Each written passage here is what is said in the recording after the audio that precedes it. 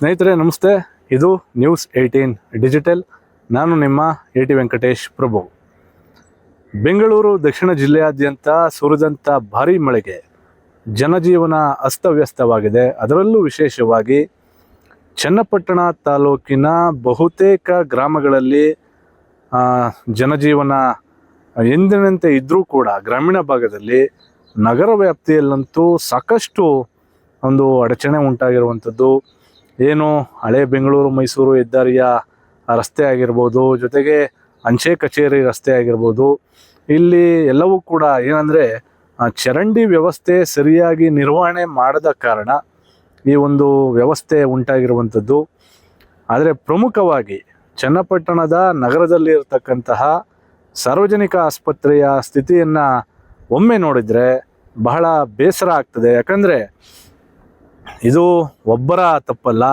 ಈ ಹಿಂದೆ ಕುಮಾರಸ್ವಾಮಿಯವರು ಕೂಡ 2 ಬಾರಿ ಶಾಸಕರಾಗಿದ್ದರು, ಜೊತೆಗೆ ಈ ರಾಜ್ಯದ ಮುಖ್ಯಮಂತ್ರಿಗಳಾಗಿಯೂ ಕೂಡ ಇದ್ದರು. ಅವರು ಈ ತಾಲೂಕಿನ ಶಾಸಕರಾಗಿದ್ದಾಗಲೂ ಕೂಡ ಈ ಆಸ್ಪತ್ರೆಯ ಸ್ಥಿತಿ ಹೀಗೆ ಇತ್ತು.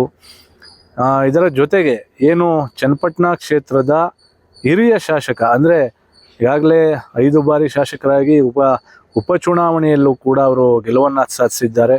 CP ಯೋಗೇಶ್ವರ್ ಅವರು ಕೂಡ ಈ ತಾಲೂಕಿನ ಒಬ್ಬ ಹಿರಿಯ ರಾಜಕಾರಣಿ. ಆದರೂ ಕೂಡ ಎಲ್ಲೋ ಒಂದು ಕಡೆ ಚನ್ನಪಟ್ಟಣದ ಸಾರ್ವಜನಿಕ ಆಸ್ಪತ್ರೆಯ ಸ್ಥಿತಿ ಇವತ್ತು ಬಹಳ ಶೋಚನೀಯ ಅಂತಲೇ ಹೇಳಬೇಕು. ಯಾಕಂದರೆ ಈಗ ಸುರಿದಂಥ ಭಾರೀ ಮಳೆಗೆ ಆಸ್ಪತ್ರೆಯ ಒಳಗೆ ಮಳೆ ನೀರು ನುಗ್ಗಿ ಬಹಳ ಅವಾಂತರ ಕೂಡ ಸೃಷ್ಟಿಯಾಗಿದೆ. ಇಲ್ಲಿ ಏನು ವೈದ್ಯರಾಗಿರ್ಬೋದು, ಆಸ್ಪತ್ರೆಯ ಸಿಬ್ಬಂದಿಗಳಾಗಿರ್ಬೋದು, ಇವರೆಲ್ಲರೂ ಕೂಡ ಜನರ ಸೇವೆಯನ್ನು ಮಾಡಲಿಕ್ಕೆ ಬಂದಿರ್ತಾರೆ. ಆದರೆ ಈ ಮಳೆ ಬಂದಂಥ ಸಂದರ್ಭದಲ್ಲಿ ಏನು ಆ ಒಂದು ಆಸ್ಪತ್ರೆಯ ಕೂಲಿ ಆಳುಗಳಾಗಿಯೂ ಕೂಡ ಅವರು ಕೆಲಸವನ್ನು ಮಾಡಬೇಕಾದಂತಹ ಅನಿವಾರ್ಯ ಸ್ಥಿತಿ ನಿರ್ಮಾಣ ಆಗಿದೆ. ಯಾಕಂದರೆ ಮಳೆ ನೀರು ಬಂದರೆ, ಅದರಲ್ಲೂ ವಿಶೇಷವಾಗಿ ಏನು ಚನ್ನಪಟ್ಟಣದ ಸಾರ್ವಜನಿಕ ಆಸ್ಪತ್ರೆಯ ಆವರಣದಲ್ಲಿ ಮಳೆ ಬಂದರೆ ಆ ಮಳೆ ನೀರು ಹೋಗ್ಲಿಕ್ಕೂ ಕೂಡ ಒಂದು ಸರಿಯಾದಂತಹ ವ್ಯವಸ್ಥೆ ಇಲ್ಲ. ಯಾಕಂದರೆ ಮಳೆ ನೀರು ಬಂದಂಥ ಸಂದರ್ಭದಲ್ಲಿ ಹೆಚ್ಚುವರಿ ನೀರೇನಾದರೂ ಬಂದರೆ ಅದು ನೇರವಾಗಿ ಆಸ್ಪತ್ರೆಯ ಒಳಗಡೆ ನುಗ್ತದೆ. ಅದು ಏನು ಕಳೆದ ದಿನ ರೋಗಿಗಳು ಇರ್ತಕ್ಕಂತಹ ವಾರ್ಡ್ಗಳಿಗೂ ಕೂಡ ನುಗ್ಗಿದೆ. ಜೊತೆಗೆ ಲಕ್ಷಾಂತರ ರೂಪಾಯಿ, ಕೋಟ್ಯಾಂತರ ರೂಪಾಯಿ ಖರ್ಚು ಮಾಡಿ ಕೆಲವೊಂದು ಮಷಿನರಿಗಳನ್ನು ಕೂಡ ಅಲ್ಲಿ ಅಳವಡಿಕೆ ಮಾಡಲಾಗಿರುವಂಥದ್ದು. ಆ ಮಷಿನರಿಗಳಿಗೂ ಕೂಡ ನೀರು ನುಗ್ಗಿರುವಂಥದ್ದು ಕಂಡು ಬರ್ತಾ ಇದೆ.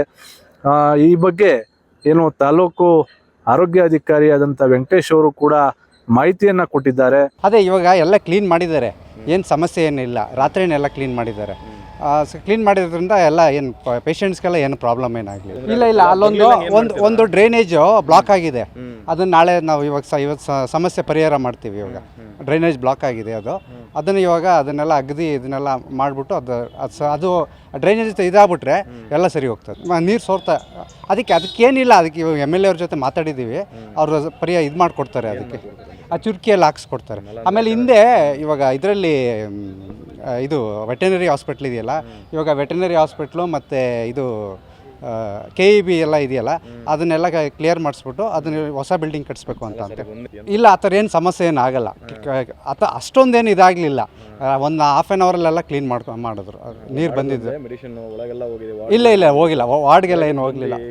ಇಲ್ಲ ಇಲ್ಲಿ ಮಾತ್ರ ವರಾಂಡದಲ್ಲಿ ಮಾತ್ರ ನೀರು ಹೋಗಿದೆ ಅಷ್ಟೇ. ವಾರ್ಡ್ಗೆಲ್ಲ ಏನು ಹೋಗಲಿಲ್ಲ. ಅಂದರೆ ಈ ವಿಚಾರವಾಗಿ ನಾವು ಶಾಸಕರ ಜೊತೆಗೆ ಚರ್ಚೆಯನ್ನು ಮಾಡಿದ್ದೇವೆ ಎನ್ನುವಂಥ ವಿಚಾರವನ್ನು ಹೇಳ್ತಾರೆ. ಹಾಗೆ ಆಸ್ಪತ್ರೆಯಲ್ಲಿ ಕಾರ್ಯನಿರ್ವಹಿಸ್ತಾ ಇರ್ತಕ್ಕಂತಹ ಹಿರಿಯ ನರ್ಸ್ಗಳು ಕೂಡ ಈ ಬಗ್ಗೆ ಮಾತನಾಡಿದ್ದಾರೆ. ಅಂದರೆ ಇದು 1938ರ ಅವಧಿಯಲ್ಲಿ ಕಟ್ಟಡ ಕಾಮಗಾರಿಯಾಗಿರ್ತಕ್ಕಂಥದ್ದು.